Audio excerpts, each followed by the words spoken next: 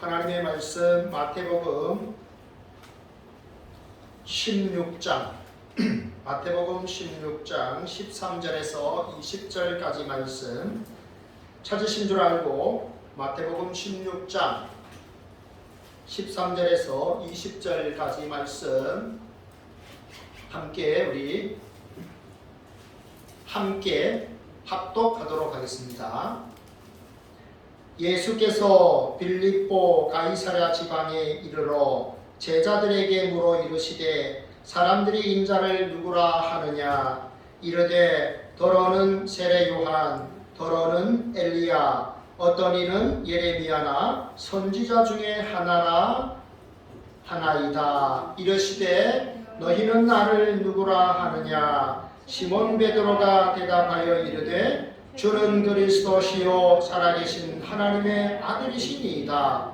예수께서 대답하여 이르시되 바요나 시몬아, 내가 복이 있도다. 이를 내게 알게 한 이는 혈육이 아니요 하늘에 계신 내 아버지시니라. 또 내가 내게 이르노니 너는 베드로라. 내가 이 반석 위에 내 교회를 세우리니 음부의 권세가 이기지 못하리라. 내가 천국 열쇠를 내게 주리니 내가 땅에서 무엇이든지 매면 하늘에서도 매일 것이요 내가 땅에서 무엇이든지 풀면 하늘에서도 풀리리라 하시고, 이에 제자들에게 경고하사 자기가 그리스도인 것을 아무에게도 이르지 말라 하시니라. 아멘. 네, PPT 화면 넘겨주십시오.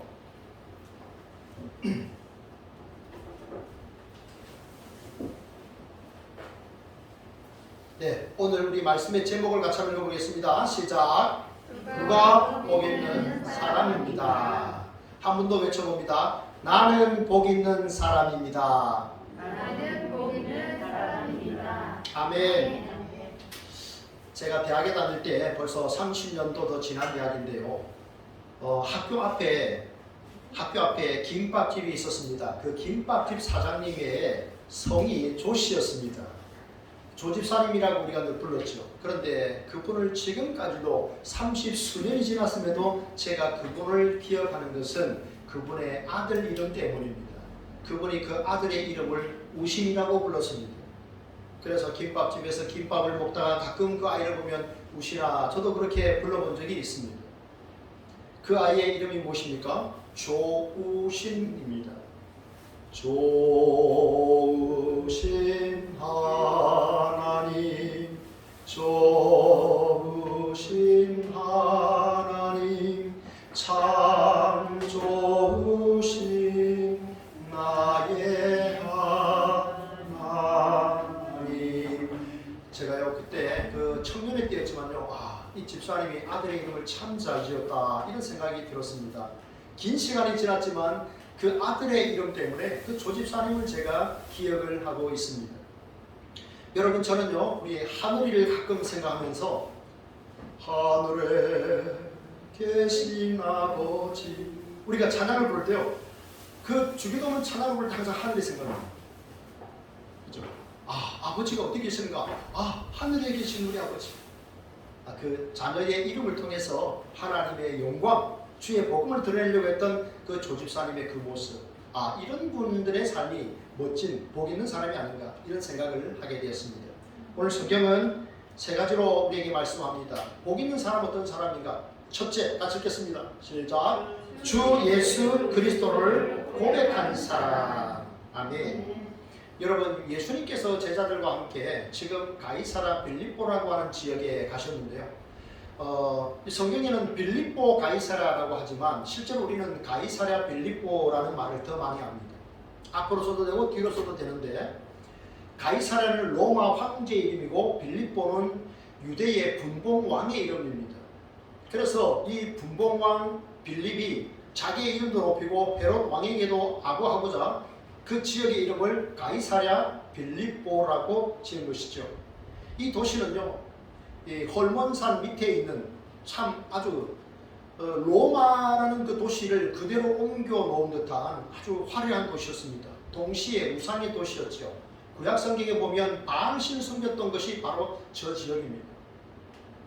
그리고 예수님 당시에는 판신, 지금도 여러분 혹 저 땅을 예루살렘 땅을 여행할 기회가 있으면요 가면요 저는 동영상으로 봤는데 그 판신이 지금도 이렇게 우상을 숭배하는 그런 그 지역으로 잘 이렇게 꾸며져 있는 것을 제가 최근에 봤습니다. 이런 도시입니다. 로마의 그 화려한 도시의 모습을 그대로 옮겨왔고 또 그리고 물도 그리고 지리적으로도 아주 풍성했던 그런 화려한 도시에서 예수님 갑자기 제자들에게 물으십니다. 얘들아, 사람들이 나를 누구라 하더냐? 그리고 또 질문하시는데 예수님이 사람들이 나를 누구라 하느냐라고 했을 때 제자들이 뭐라고 말합니까? 더러는 세례 요한, 더러는 엘리야, 더러는 예레미야, 더러는 선지자 중에 하나는 아들이다. 이 사람들 어떤 사람들입니까? 전부 선지자들이죠. 여러분, 세례 요한을 우리가 손가락 선지자라고 말합니다. 예수님을 향해서 이렇게 말했죠. 그는 흥하여야 하겠고 나는 어떻게 해야 된다고요? 쇠하여야 하리라. 자, 따라해 봅니다. 그는 흥하여야 하겠고 나는 쇠하여야 하리라. 그는 흥하여야 하겠고 나는 쇠하여야 하리라. 예수님은 흥하셔야 하겠고 나는 쇠하여야 하리라. 예수님은 흥하셔야 하겠고 나는 쇠하여야 하리라. 아멘. 여러분, 그게 바뀌면 문제가 생기죠. 내가 이름을 높이려고 하고 주님을 낮추려고 하면 문제가 생깁니다. 손가락 선지자였습니다. 참 멋진 삶을 살았죠, 그죠? 네. 그리고 그 다음에 뭡니까? 엘리야라고 했습니다. 여러분, 성경에 두 명이 죽지 않고 죽음을 맛보지 아니하고 살아서 하늘로 올라간 사람이 있습니다. 누굽니까? 에녹과 엘리야입니다. 에녹과 엘리야. 그죠? 하늘의 불말과 불병과 쫙 일어나서 사명을 다한 그의 사명을 다한 그 엘리야를 하나님께서 데려가시죠. 한때는 우울증에 걸려서 주여 내가 죽는 것이 좋사오니 차라리 나를 죽여주십시오라고 그렇게 말했던 그 위대한 선지자였습니다. 그런 선지자도 우울증에 걸려서 그렇게 낙담하고 실망할 때가 있습니다. 하나님께서 그를 만나주셔서 먹을 음식을 주셨고 그리고 사명을 주셨고 그리고 하나님이 산채로 그를 불말과 불병거를 보내셔서 하나님의 나라 천국으로 데려가셨습니다. 그는 살아서 하나님의 나라에 올라간 두 번째 인물이었죠. 예수님은 죽으시고 하늘로 올라가신 분이시지만 엘리야는 죽음조차도 경험하지 않았던 인물입니다. 그 다음에는요 예레미야가 있습니다. 예레미야를 설명하는 그 앞에 말이 있죠. 항상 땡땡의 선지자, 눈물의 선지자였습니다. 그는 이 남유다 사람들의 그 죄악을 회개하라고 이야기를 했습니다. 그런데 회개하지 않았습니다. 예레미야는 보았습니다. 이들이 바벨론 그 제국에 의해서 멸망하고 포로로 붙잡혀가는 그것들을 내다보았습니다. 그리고 눈물을 흘리며 그 고통의 그런 말씀들을 전했던 선지자. 그래서 예레미야를 눈물의 선지자라고 말합니다. 더러는 선지자 중에 하나라 하더이다. 유대인들이 예수님을 바라보는 시각입니다. 하나님의 일꾼으로 보았던 것이죠. 그런데 예수님께서 이어서 뭐라고 말씀하십니까? 그러면 너희는 나를 누구라 하느냐라고 주님이 물으셨습니다.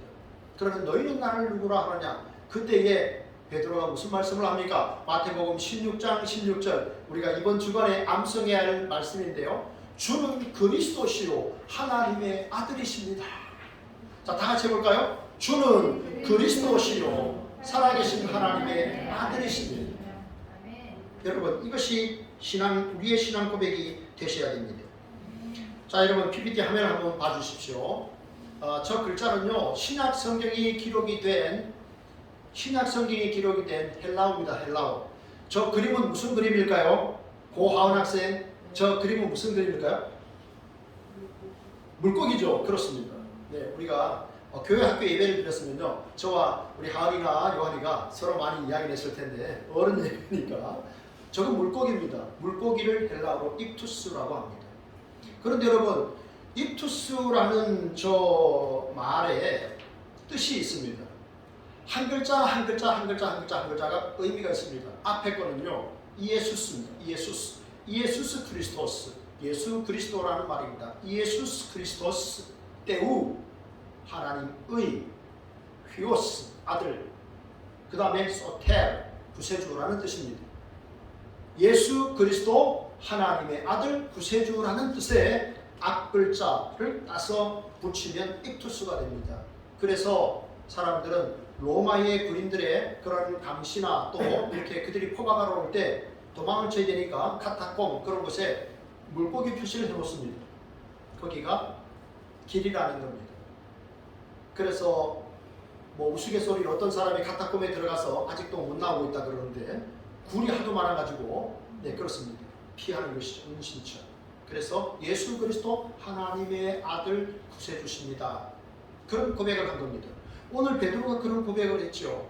여러분 가장 중요한 신앙의 고백인데요. 우리가 예수님을 지금 베드로가 그리스도라고 말합니다. 여러분 그리스도라는 것이 무슨 뜻일까요? 헬라어로는 그리스도고 크리스토스고 구약성경에 기록된 히브리어로는 메시아입니다. 영어로도 메시아, 우리도 메시아라고 부르고 있죠.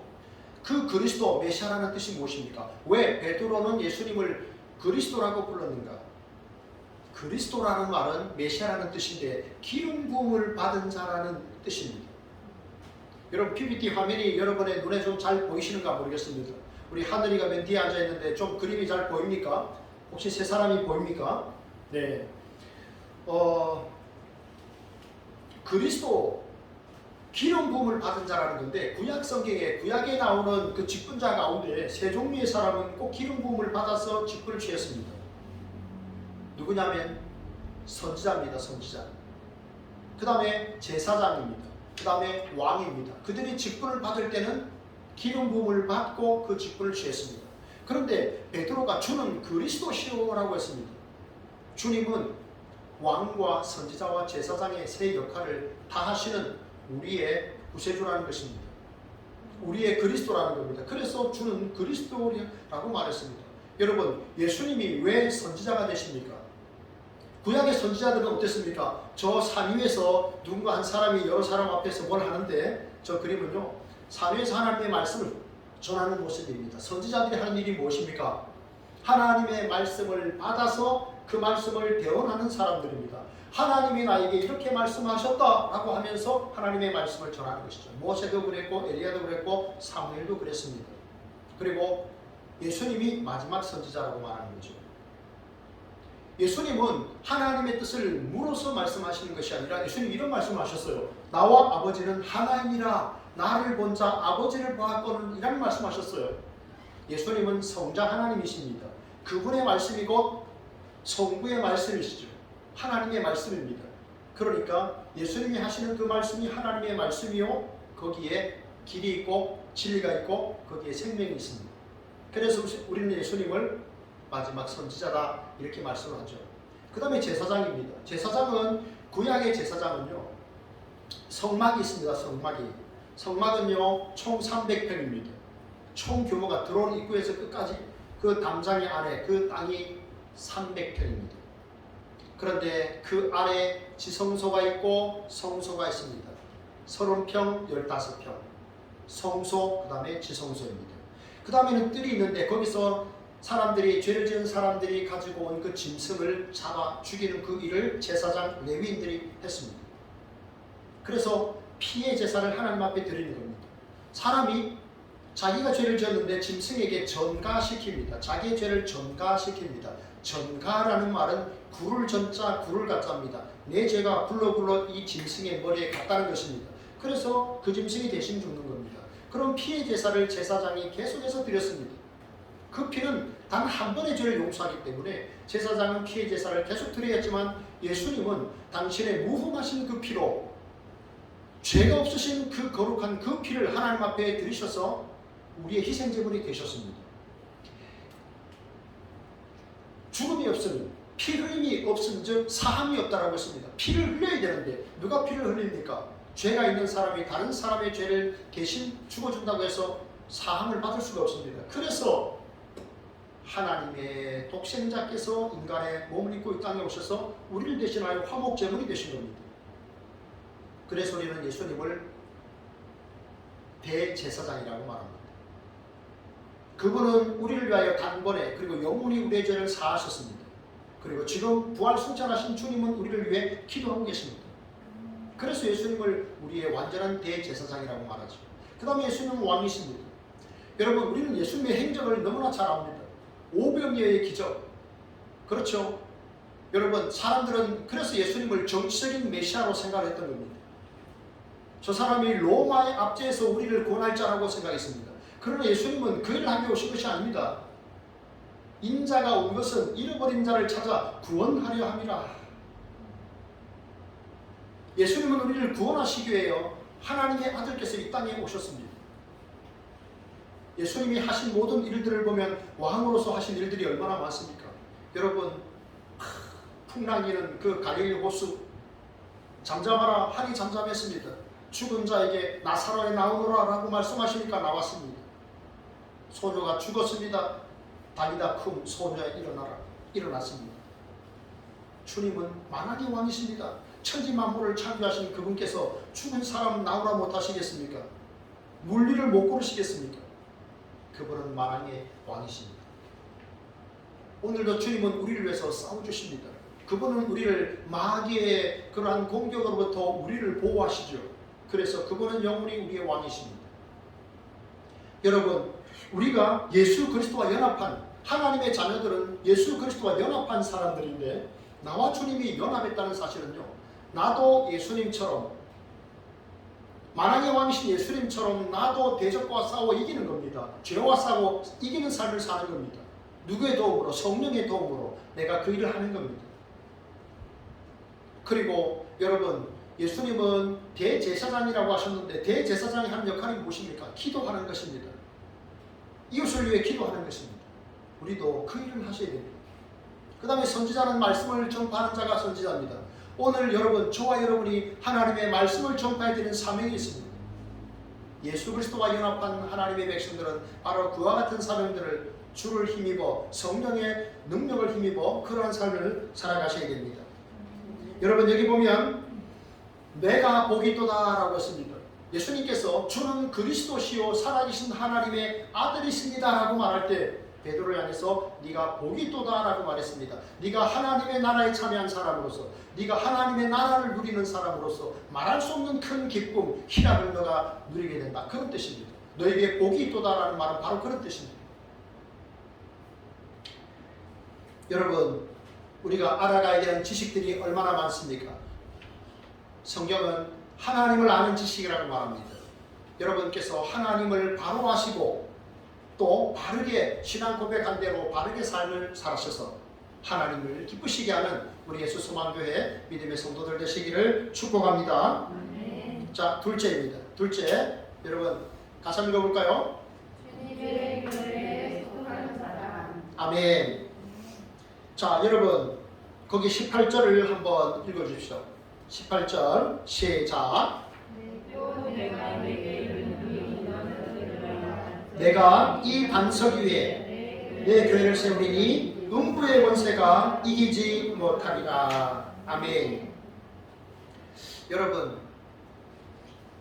제가 두 번째 복받은 사람이 주님의 교회에 속한 사람이라고 했는데요, 주님의 교회라는 것은 뭡니까? 바른 신앙 고백 위에 세워진 교회가 주님의 교회입니다.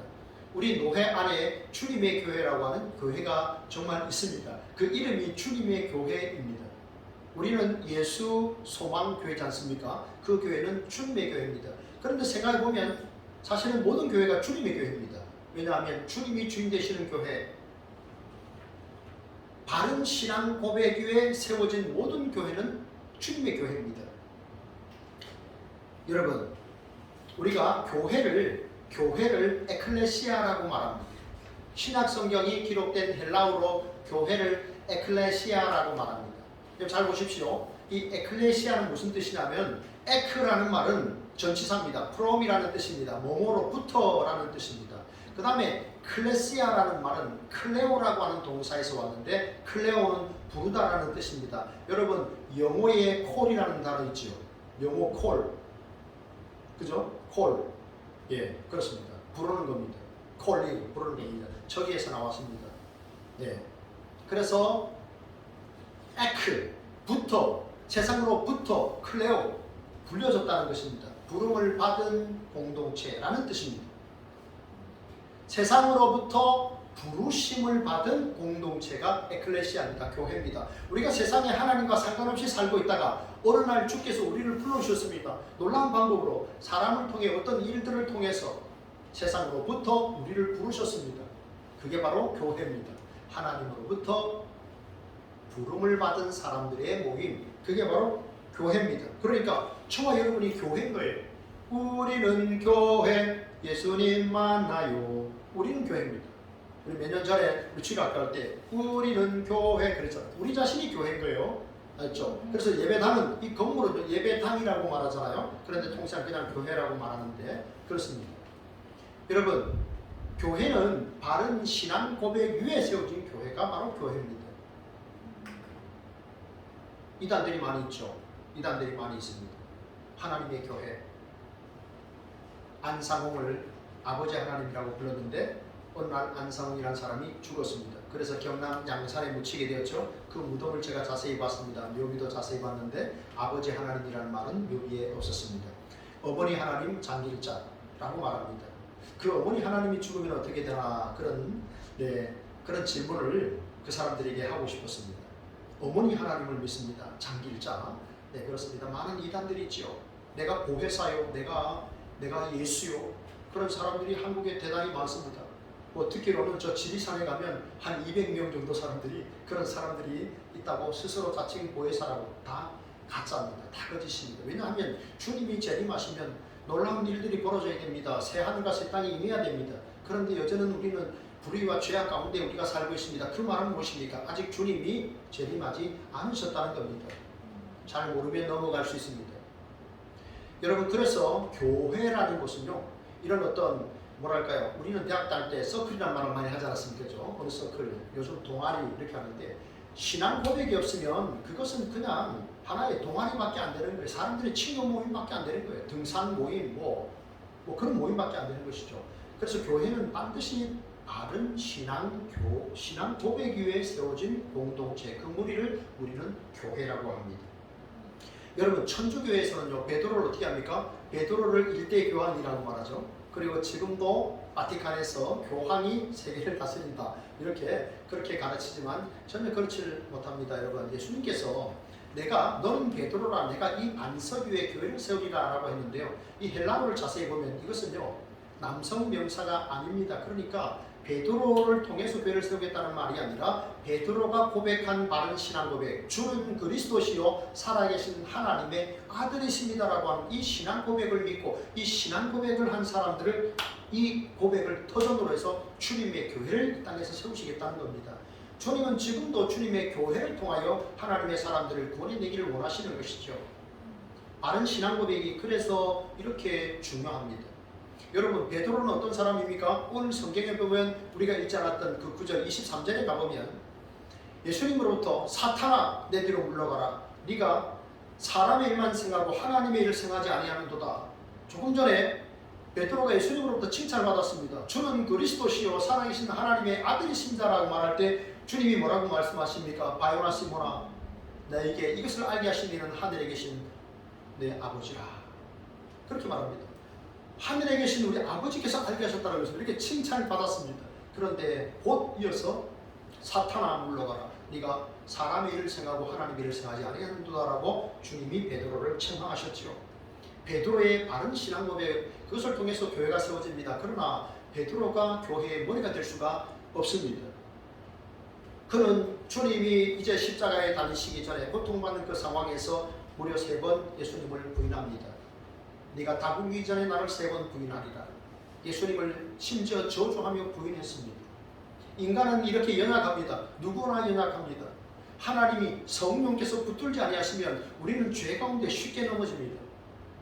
그래서 교회의 주인은 사람이 아니라 어느 누구도 특수한 지혜를 가질 수가 없고 오직 주님만이, 오직 삼위일체 하나님만이 우리의 경배의 대상이요 예배의 대상이 되는 것이죠. 여러분, 18절에 보면 음부의 권세가 이기지 못한다라고 하는데 이것을 직역을 하면요, 그리고 음부의 문들이 그것에 대항하여 이기지 못하리라. 그것을 이기지 못한다는 것은 뭡니까? 주님의 교회를 음부의 권세가 이기지 못한다는 겁니다. 그 음부의 권세가 뭐냐? 죽음의 권세입니다. 사탄이 통치하는 영역을 말합니다. 죽음의 권세를 말합니다. 여러분, 죽음의 권세가 교회를 들어올 수 있을까요? 침투할 수 있을까요? 올 수가 없습니다. 죽음의 권세가 교회를 무너뜨릴 수가 없습니다. 왜냐하면 사망의 권세를 깨뜨리시고 부활하시고 주님은 그 죽음의 권세를 이기셨기 때문입니다. 사망 권세 깨고 승리하셨네. 그렇죠. 주님이 죽으시고 부활하신 거예요. 사람은 죽음의 문제를 스스로 해결할 수 없어요. 그런데 주님은 죽으시고 요나의 표적을 말씀하셨잖아요. 죽으시고 사흘 만에 다시 살아나셨습니다. 왜냐하면 그분은 죽음의 권세 아래 영원히 갇히셔야 할 분이 아니기 때문에 그렇습니다. 우리를 위해서 죽으신 겁니다. 그리고 우리를 의롭다 하시기 위하여 말씀하신 대로 부활하셨죠. 그분이 주인이 되시는 그 교회는 사망의 권세가 틈탈 수가 없다는 것입니다. 둘째 사망에 우리가 들어가지 않는다는 것이죠. 주님 새하늘과 새 땅, 주님이 다시 오실 그때 새하늘과 새 땅에 우리가 새로운 몸을 입게 됩니다. 물론 여러분 가운데 몇 분은 살아서 내가 주님께로 갈 것이다 라고 소망 가운데 고백하시는 분들이 계십니다. 그분들은 산채로 가실 겁니다. 산채로 새로운 부활체를 입을 것이고, 이미 그리스도 안에 죽었다면요, 이미 그리스도 안에서 잠자는 영혼들이라면 주께서 새로운 몸을 입히실 겁니다. 부활체를 입히실 겁니다. 그래서 영원한 새하늘과 새 땅으로 우리가 들어가게 됩니다. 사망의 권세가 교회의 권세를 넘어뜨릴 수가 없는 것입니다. 여러분, 이제 그렇다면 중요한 것은 뭐냐면 우리를 교회로 불렀다고 하는데, 여러분, 교회는, 세상의 교회는 우리가 이렇게 나눌 수가 있습니다. 부르심을 받은 교회, 그리고 보내심을 받은 교회입니다. 우리는 에클레시아라고 있습니다. 세상으로부터 부르심을 받았습니다. 그래서 하나님 앞에 나옵니다. 그래서 우리는 하나님 앞에 나와 예배합니다. 그리고 하나님의 백성들과 친교를 나눕니다. 그래서 교회는 예배 공동체요, 또한 친교의 공동체입니다. 주님 오시는 그날까지 우리는 서로 돌아보아 사랑과 선행을 격려하면서 서로를 위해서 기도해 주셔야 됩니다. 오늘 우리 교회에 우리 나인이 집사님께서 일본에 사시는 분이신데요, 처음 우리 교회에 오셨습니다. 며느님의 질병에 대해 이야기를 하셨습니다. 하나님의 은혜, 놀라운 하나님의 위로하심이 우리 집사님과 우리 아드님 가정에 충만하기를 원합니다.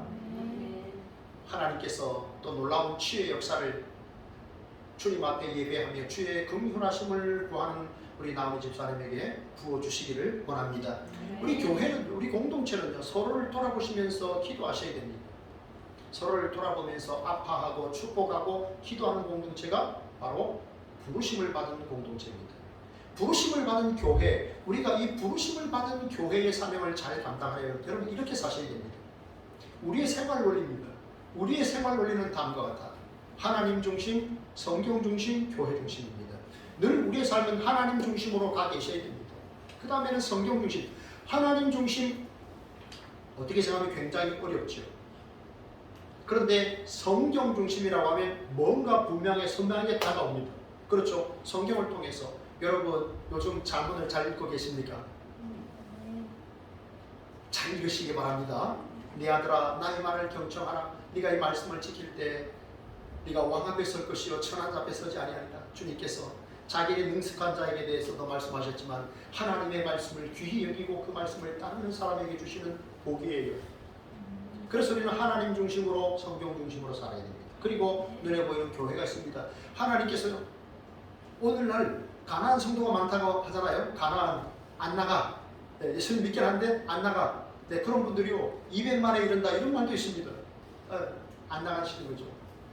여러분, 신앙생활은요, 잘 타던 장작불도 혼자 따로 떼놓으면 어떻게 됩니까? 죽습니다. 잘 타던 장작불도 서로 연합해서 모여서 이렇게 할 때는 잘 탔는데 홀로 잘 타던 그 장작불을 따로 떼놓으면요 죽어요. 놀랍죠? 혼자 잘 탈 것 같은데 잘 타질 못합니다. 연약합니다. 그래서 사람 인자가 이렇게 되지 않았습니까? 서로 모여야 되는 것입니다. 모여서 기도하고 이렇게 협력할 때 우리가 신앙생활도 잘 할 수 있습니다. 하나님이 우리가 천국까지 가는 그 나그네 길에, 순례자의 길에 우리에게 선한 이웃들을 주신 줄 믿습니다. 그래서 하나님 중심, 성경 중심, 교회 중심으로 사셔야 돼요. 그 다음에는 이제 보십시오. 보내심을 받은 교회인데 이건 또 무슨 말이냐? 하나님께서 우리를 부르셨잖아요. 그래서 부름받아 우리가 교회에서 예배를 합니다. 그 다음에는요, 또 보냄을 받는 거예요. 여러분 생각해 보세요. 주일에 교회에 와서 여러분 거처하는 시간이 얼마나 됩니까? 전에 우리 코로나 이전에 식사하고 성경 공부하고 집에 가셨죠. 그러면 3시간입니다. 그죠? 그러면 3시간이에요. 평일에 새벽기도까지 나오시면 한 10시간, 그럼 나머지 시간은요, 가정에서, 직장에서 많은 시간을 보냅니다. 그게 바로 보내심을 받은 교회라는 겁니다. 우리가 다음 주에 보게 되는 마태복음 17장에 보게 되면 예수님께서 이제 사랑하는 특별히 제자들 요한, 베드로, 요한 데리고 올라가시죠. 변화산에서 그 몸이 변화되십니다. 그리고 모세와 엘리야를 만나죠. 그런데 그 모습을 본 베드로가 뭐라고 말합니까? 주여, 우리가 여기가 좋사오니 주여 제게 허락하셔서 하나는 주를 위하여 추망을 짓고 하나는 베드로를 위하여 하나는 모세를 위하여 제가 추망을 짓고 우리가 여기 살겠나이다 라고 말했습니다. 그러니까 주님이 그래 그렇게 하렴, 너희들 삶에서 이렇게 하렴, 기도만 하고 살렴 그러셨나요? 아니죠. 데리고 내려가셨죠. 데리고 내려가셔서 저 산 아래로 내려가셔가지고 또 이렇게 병 들린 아들을 위해서 제자들에게 도움을 구했던 그 사람들 위해서 또 치료 역사하신 거예요. 이게 바로 보내심을 받은 교회라는 겁니다. 우리는 세상으로 나가셔야 돼요. 학교로도 나가야 되고 직장으로도 나가야 되고 사람을 만나러 우리 나가야 됩니다. 목사님 내가 먹고 살기 위해서 억지로 직장 생활합니다. 여러분 그러신 분 안 계시는 줄 믿습니다. 하나님께서 보내신 나의 사명제입니다. 하나님께서 나를 보내신 것입니다. 하나님이 나를 위해서 보내신 학교요 직장입니다. 일하고 싶어도 일하지 못하는 분들이 많이 있습니다. 많이 배우지를 못해서 건강이 안 따라줘서 상황이 안 돼서 그런 분들도 많이 계십니다. 여러분 그렇기 때문에 일하실 때마다 하나님 감사합니다. 감사해요 하나님. 네, 저에게 일할 수 있게 해서 감사합니다. 어제 어떤 목사님이 저한테 카톡을 보냈어요. 47에 어떤 사람이 죽었습니다. 저희들이 몇 개월 전에 거기 가서 예배를 드리고 그랬는데 암이 재발해서 죽었습니다. 너무 안타깝더라고요. 47의 젊은 자녀들도 둘이 있는 그 사람이 정치인을 하겠다고 이렇게 국회의원 이런 데 도전하고 그런 사람인데 47에 다 죽었다고 하니 너무 깜짝 놀라갖고 사인이 뭡니까 목사님 그랬더니 암이 재발해서 사망했습니다 그러더라고요. 그러니까 참 하나님 부르시면 이제 뭐 그냥 가야 되잖아요. 그죠? 그래서 우리는 세상으로 보내심을 받은 동안에 우리 열심히 사셔야 돼요. 주님이 우리를 세상으로 보내셨기 때문에 우리는 어떻게 해야 됩니까? 주님의 말씀으로 가셔야 돼요. 세상으로 가셔야 돼요. 아셨죠? 그냥 가면 안 돼요. 그냥 가면요 마귀의 종로로 할 수밖에 없어요. 그래서 우리는 주님이 보내신 세상이기 때문에 주님의 말씀으로 무장해서 가야 되는 거예요.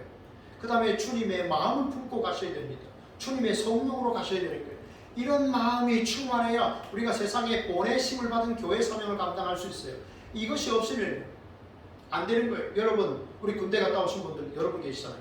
오늘 우리 이진수 형제 오늘 꼭 온다고 목사님 오겠으면 되는데 오늘 안 왔는데 강원도 철원에서 군대 생활했다고 그러더라고요. 그런데 여러분 우리 군인들 우리 왜 뭐 비상이나 뭐 이렇게 뭐 보초를 나갈 때도 다 총 들고 나가잖아요. 그죠? 헬멧 다 쓰고 나가잖아요. 무장을 하고 나가잖아요. 전방에 있는 사람들은 실탄을 들고 나가고 후방에 있는 사람들은 공포탄을 들고 나가죠. 항상 뭔가 총에다가 뭔가 할 수 있는 그런 준비들을 다 하고 나가는 거예요. 뭐 사이렌이 울리면 막 그냥 자다가 제복 차림으로 막 이렇게 서는 게 아닙니다. 하고 그렇게 무장을 하고 서는 거예요. 우리가 여러분 유람선을 타고 이 세상을 여행하는 사람들이 아니고 전투함을 타고 그리스도의 군사로 마귀의 세력과 대적하는 우리가 그리스도의 군사예요. 그렇기 때문에 무장을 하셔야 됩니다. 보내심을 받은 교회의 사명을 감당하기 위해서 저것들을 잘 갖추시기를 바랍니다.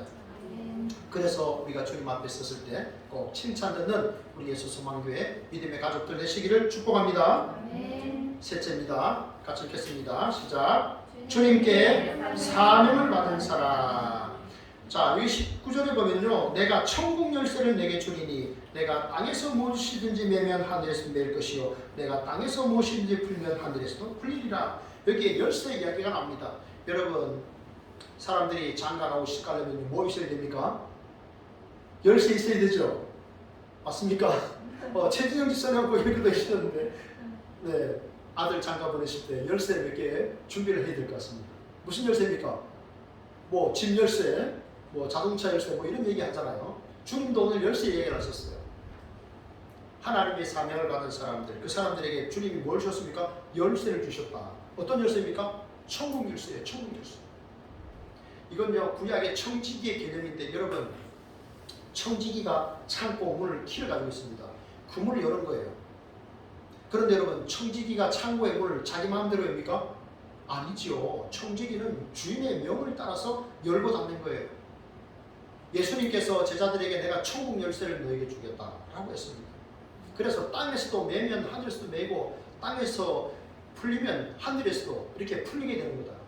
이 말씀이 뭐냐 하면 이 말씀은요 복음이 증거되는 것이 천국 열쇠예요. 복음을 전하는 것이 천국의 문을 열어주는 거예요. 여러분, 우리나라 교회가 뭐 사람마다 숫자가 뭐 다릅니다만 한 7만 개, 뭐 8만 개, 뭐 이렇게 이야기를 합니다. 코로나 시대에 한 1만 개 문을 닫았다 그러기도 하고요. 어쨌든 여러분, 교회가 있습니다. 교회. 그런데 여러분, 이 교회는요, 생각해보면 전부 개척교회예요. 그렇죠? 전부 개척교회였어요. 제 동기가 한 117년 이렇게 돼 있는 경남 저 부산에 어느 교회의 목사로 있는데, 그 교회 주보를 이렇게 매주마다 이렇게 카톡으로 보내는데 보니까 117년 된 교회입니다. 오래된 교회죠. 그런데 117년 전에는 개척을 한 교회 아니겠습니까? 누군가에 의해서 경남 지역은 선교사님들에서 많이, 또 우리나라도 마찬가지죠. 네. 다 개척교회인 교회. 복음이 들어가면서 주 예수 그리스도에 대한 고백이 있으면서 교회가 개척이 된 거예요. 그래서 오늘까지 오게 된 거죠. 초대교회 마찬가지입니다. 사도들이 복음을 전할 때 바른 신앙의 고백을 하게 되고 그래서 교회가 세워지는 거예요. 여러분, 사도행전에 보면, 사도행전 2장에 보면 사도 베드로가 설교를 하는데 놀라운 사실, 깜짝 놀랄 만한 일이 일어났죠. 어떤 일입니까? 사도 베드로가 설교했는데 얼마나 한 사람들이 믿고 세례를 받았습니까? 무려 3,000명이라고 했습니다. 베드로가 설교를 했는데요, 3,000명이 예수 그리스도를 고백하고 그들이 세례를 받으니 신자 수가 3,000이나 늘었더라. 이런 고백이 사도행전 이전에 한번 그렇게 나오고 있어요. 여러분, 그러면 그들에게 말씀이 선포되지 않았으면요, 어떻게 믿고 세례를 받겠습니까? 그렇죠? 하나님의 말씀을 선포하는 것이 천국 열쇠를 가진 사람들이 천국의 문을 열어주는 거예요. 저와 여러분이 할 일이 뭔가? 천국 열쇠를 가지고 천국의 문을 여는 일을 하는 거예요. 여러분, 예수님을 믿지 않았다? 예수님을 믿지 않으면 어떻게 됩니까? 예수님을 믿지 않았기 때문에 지옥에 가야 될까요? 여러분, 예수님을 믿지 않았기 때문에 지옥에 간다라는 말 어떻게 생각하십니까? 그들은 자기의 죄로 지옥에 들어가는 겁니다. 그런데 그런 시대에 하나님께서 독생자 예수 그리스도를 보내셔서 우리를 죄와 사망에서 건져내신 것이죠. 여러분, 우리가 복음을 들었다고 하면 우리가 할 일은 무엇입니까? 500년 전에 죽은 우리 조상들은 어떻게 되었지? 거기에 관심을 갖기보다는 그것은 하나님의 주권이라고 이야기하고, 살아있는 그 사람, 지금 내 앞에서 나에 대해서 내 말에 복음을 듣고 있는 사람 혹은 비난하는 그 사람이 예수님을 믿고 죄사함을 얻고 천국에 갈 수 있는 그 길들을 이야기하는 것이 지혜로운 겁니다. 그것이 오늘 우리 시대에 우리가 해야 되는 사명이에요. 그게 바로 천국의 문을 열어주는 겁니다. 사도 바울은 이런 고백을 했어요. 내가 복음을 전할지라도 자랑할 것이 없는 것은 부득불 내가 할 일입니다. 내가 하나님의 은혜의 복음을 증거하려 하면 나의 생명을 조금도 아끼지 아니하노라. 그가 그런 고백을 했습니다.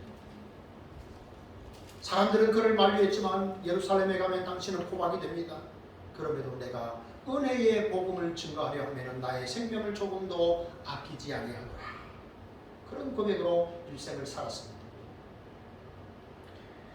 여러분, 복음에는 무엇이 있습니까? 하나님의 은혜가 있습니다. 그래서 주의 은혜의 복음을 증언하려 하면 사도 바울이 그런 고백을 합니다.